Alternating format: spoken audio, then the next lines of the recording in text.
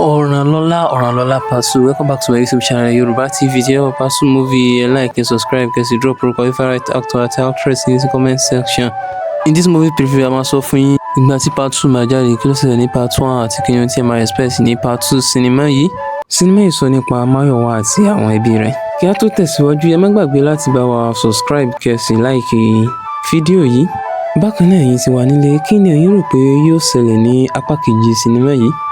Apá kìíní sinimá yìí parí níbi tí àwọn ọ̀rẹ́ Múrewá ti ní kí Múrewá wá jẹ sẹ́nítọ̀, tí ó sì torí rẹ̀ wá láti abroad láti wá sọ fún àwọn ẹbí rẹ̀.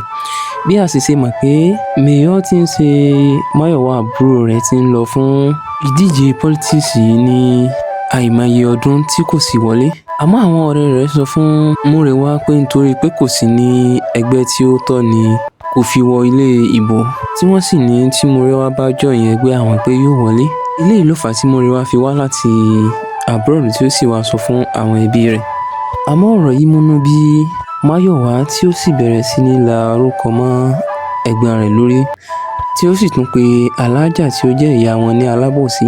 Múrewá sọ fún Mayor pé kó má gbàgbé pé àwọn ò sí nínú ẹgbẹ́ kan náà, pé kò kí ń ṣe pé òun fẹ́ gba ipò rẹ̀ ní ọwọ́ rẹ̀. Àmọ́ gbogbo eléyìí ò wọ Mayor létí. Lẹ́yìn eléyìí ni Múrewá sọ fún pé kí àwọn méjèèjì jáde nígbà tí àwọn ò ti sí ní inú ẹgbẹ́ kan náà, kí àwọn dán agbára àti popularity àwọn wò, kí àwọn wo ẹni tí yóò wọlé. Ibí ni apá kìíní sinimá yìí parí sí. N tẹ́ mọ̀ retí ní apá kejì sinimá yìí ni pé ǹjẹ́ àwọn méjèèjì wọlé? Kí ni ó sì gbẹ̀yìn àwọn méjèèjì?